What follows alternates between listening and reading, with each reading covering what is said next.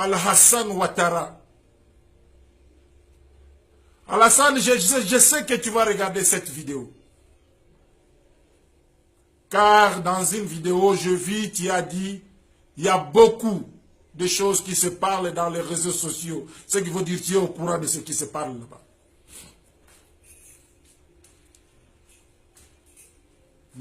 Mettre en liberté cet frère, cet enfant que tu as mis en prison.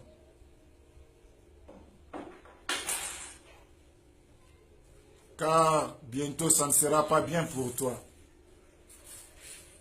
Allah subhanahu wa ta'ala lui-même, il ne sera pas content de toi, Alassane Ouattara. Allah qui t'a créé, il ne sera pas content de toi. Trop c'est trop. Tu n'es pas un roi, tu es un président. Wallahi, je te dois du respect jusqu'à la fin de mon vidéo. Car tu es un papa, tu es un grand frère. Et je t'aime beaucoup. Et je peux même dire que le jour que tu avais des élections avec Laurent Gbagbo, moi Youssouf, j'ai fait 2 rakas pour soulever mes mains, alors tu ne me connais même pas.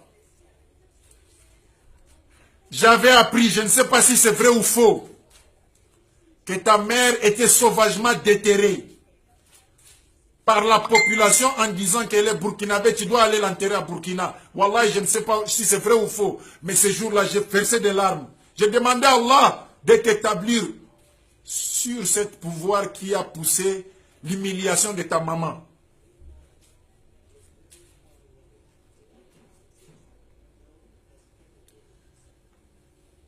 Si c'est ça qui est ton salaire sur le même gène qui ont voté pour toi, où est la liberté d'expression? Autrement, vous voulez nous dire qu'avant que nous, les oustas, les chers, les étudiants, avant de prêcher, notre bayan doit être écrit par le gouvernement ou par les hadiths du prophète Mohammed sallallahu alayhi wa sallam? Je vous demande aujourd'hui de mettre en liberté cet oustaz que vous avez emprisonné. Ne dites pas que vous n'êtes pas au courant. Wallahi, vous êtes au courant. Si dans votre vidéo, vous pourrez dire que il y a beaucoup de choses qui passent dans les réseaux sociaux, donc tu es au courant. Je te demande de le libérer immédiatement. Car si tu ne libères pas, Allah subhanahu wa ta'ala va s'en charger de toi. Et si tu mets doute à ce que moi, le petit-fils de El Hadj Omar Tall, je te dis, je te demande d'aller ouvrir le Coran, de lire ce que Allah subhanahu wa ta'ala a pu faire à un roi, à un chef, à un homme fort qui était plus puissant que toi, qui s'appelait Firaouna. Wallahi, Alassane Ouattara, tu n'as pas la puissance plus que Firaouna. Firaouna est plus puissant que toi, il était plus fort que toi. Savez-vous ce que Allah subhanahu wa ta'ala a fait de Firaouna? Si tu as des doutes, tu es président de la République, cherchez une visa pour aller en Égypte et regardez le corps de Firaouna. Allah lui a promis qu'il va garder son corps jusqu'à la fin du monde. Et il est là. Allah a dit, je vais lui humilier, je vais montrer, il sera comme un exemple pour ceux qui viendront après lui. Qui sont ces gens? Ce n'est pas moi. Moi, je ne suis qu'un imam, un frère, un musulman, un talibé. C'est vous que Allah parle, les autorités, les chefs, les présidents. Wallahi, Alassane Ouattara, tu avais une maman qui t'a gardé dans son estomac pendant 9 mois. C'est la même chose avec d'autres jeunes garçons qui sont en train de subir des tortures. Ils ont aussi des mamans. Que leur maman aussi les a gardés pendant 9 mois dans leur ventre. Il n'y a pas la différence entre fils et fils. Je te demande, je demande la liberté de cet imam immédiatement. Car tout ce qu'il parlait, ce n'est que la vérité. Il ne t'a pas insulté, il a dit la vérité. Mais comme dans le monde aujourd'hui, l'orgueil nous pousse à faire n'importe quoi. Parce qu'on est roi, parce qu'on est chef, parce qu'on est président, parce qu'on est ministre. Mais n'oublions pas que Allah, c'est le seul qui a droit à l'orgueil. Allah a dit dans une hadith, celui qui porte mon vêtement de l'orgueil, je vais lui mettre dans l'enfer. Il a prêché que la parole d'Allah. Et tu ne peux pas empêcher cette parole d'être divulguée par le monde entier aujourd'hui. Cette parole sera divulguée. Tu veux ou pas. Les gens vont prêcher d'Allah subhanahu wa ta'ala. Les gens vont parler d'Allah subhanahu wa ta'ala. Que tu veuilles ou pas. Car Allah nous a dit, fais le rappel, car le rappel contribue et une faveur pour les croyants. C'est pour ça qu'on le fait. On exécute des ordres d'Allah subhanahu wa ta'ala et non les ordres d'un président de la République. Alassane Ouattara, tu es qu'un homme. Tu es un frère, tu es un papa.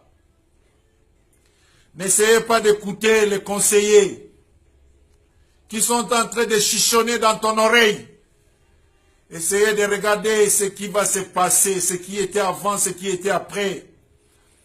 Pose-toi la question avant que tu t'assoies à ce pouvoir aujourd'hui, au sein de la présidence de la Côte d'Ivoire.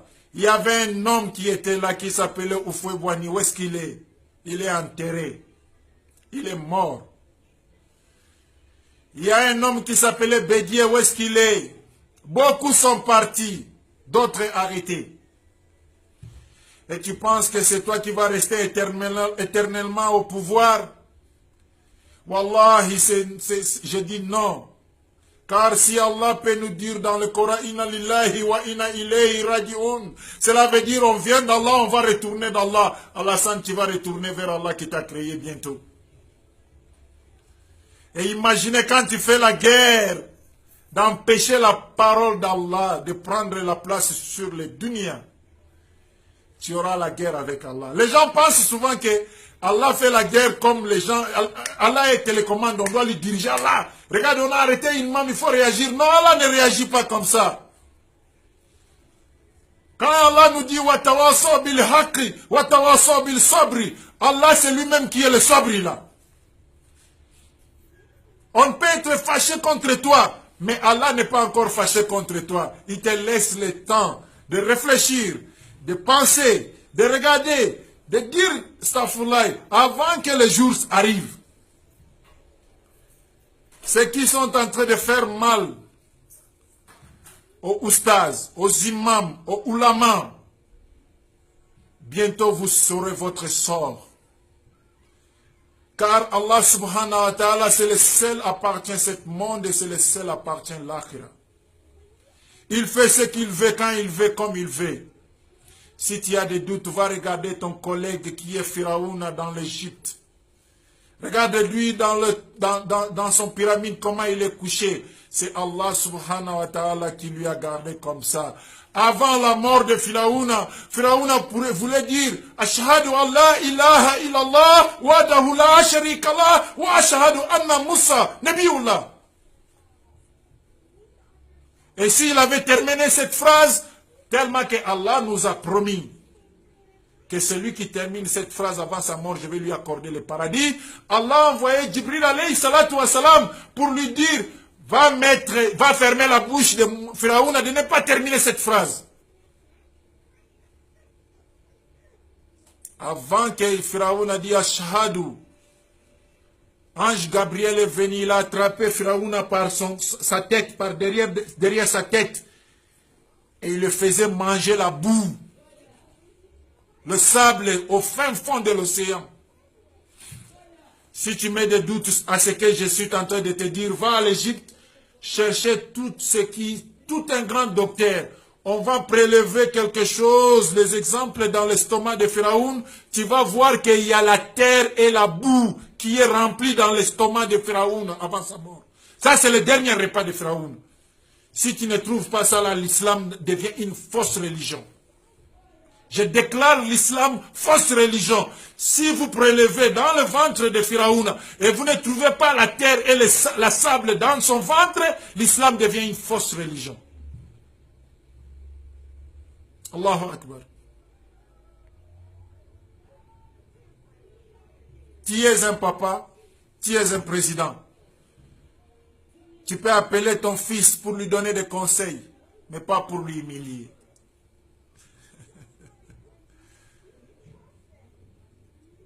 Aujourd'hui, je suis triste de voir l'arrestation d'un frère musulman. Avant que tu deviennes, tu prends le pouvoir, tu as trouvé combien des imams qui ont fait des siècles, des années en train de diriger la prière dans certaines mosquées. Alors que votre chaise de présidence a été changée par combien de présidents? Et bientôt tu vas laisser ce pouvoir aussi, tu vas laisser à un autre. Mais c'est le même frère imam, cher, qui va rester encore en train de diriger sa place. Respectez les autorités de Dieu, car ils sont meilleurs plus que toute une autorité sur la terre. Aujourd'hui, dans n'importe quelle occasion, on va demander les autorités de Dieu. Un président peut voler, je ne dis pas que vous avez volé. Je donne un exemple, un président peut voler. Mais un imam voleur, on ne peut pas trouver. Si celui-là est voleur, n'est pas imam. Un imam menteur, on ne peut pas le trouver. Qu'est-ce qui vous a fait mal quand il a dit qu'il ne faut pas prendre les terrains des pauvres et de les donner aux riches? Il ne faut pas oublier que quand Allah subhanahu wa ta'ala frappe, il va frapper beaucoup. Et il va frapper trop dur aussi. Je demande à Allah subhanahu wa ta'ala de guider tous les musulmans du monde. Afin qu'on soit un. Si c'est vrai, cette très chère religion est une religion de la vérité, si le Coran est une remède pour toute solution, je demande aux chefs spirituels, je fais un appel à toute autorité musulmane, tout celui qui est oustaz, cheikh, musulman, imam. Si vous avez vraiment la foi, prouvez votre foi aujourd'hui. Devant cet obstacle. Faire vos doigts. Demandez à Allah de nous donner la victoire au sein de cette guerre qui est déclenchée. Pour qu'on puisse être le véridique. Aujourd'hui, tu es content qu'on a arrêté l'autre. Demain, ce sera toi. Aujourd'hui, tu es content. On a tué l'autre. Demain, ce sera toi. Il y a une proverbe qui dit dans le langage de ma mère, une perroquet n'a pas le droit de rigoler un oiseau parce que et tous ils sont des oiseaux. Si tu penses que mon malheur est bien, attends le jour que ton malheur va venir. Toi qui as tué, toi qui aimes tuer, est-ce que tu penses que tu vas rester dans ce monde éternellement? Si notre prophète Muhammad sallallahu alayhi wa sallam, on peut lui faire retourner dans ce monde, imaginez-vous, il aurait combien des années? 1440 et quelques années. Et imaginez un vieux de 1440 d'années, il sera comment fatigué. Mais alors que Allah subhanahu wa ta'ala qui a créé cette prophète, il est encore en forme, il est jeune, il ne change pas, il est toujours ahad. Si on prend Moussa alayhi salatu wa salam, on le retourne sur la terre. Imaginez, il aurait combien des années? À peu près 2000 ans. Imaginez un vieux de 2000 ans, il sera comment fatigué, épousé. Mais Allah subhanahu wa ta'ala, il est le même hier, il est le même aujourd'hui. Ne désespérons pas la miséricorde d'Allah subhanahu wa ta'ala. Tout ce qu'ils sont en train de faire, ce sont des menaces pour qu'on ne puisse pas parler la vérité. Continuez de parler la vérité. Car si tu ne parles pas la vérité, tu seras parmi les mensonges. Et les mensonges, le menteur, leur proie, c'est Jahannam. Que Allah nous épargne de Jahannam. Je pense que tout le monde qui suit mon vidéo, celui qui ne le divise pas, ce n'est pas un croyant. Je déclare que ce n'est pas un croyant. Si tu es un musulman, que la récitation de cet musulman, cet imam, cet frère, qui vous a toujours prêché, vous devez partager ça pour sensibiliser le monde entier, qu'il soit au courant que la liberté de l'expression a été saisie quelque part en Côte d'Ivoire.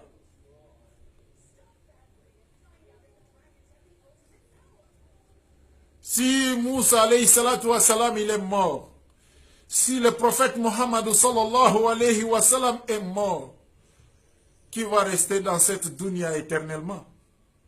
Qui?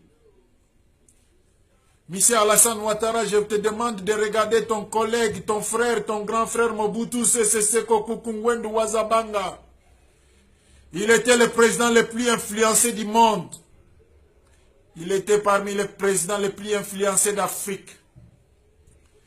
Il avait les milliards. Il est mort à la fin, il mangeait un touka. Il n'avait rien, il a tout laissé.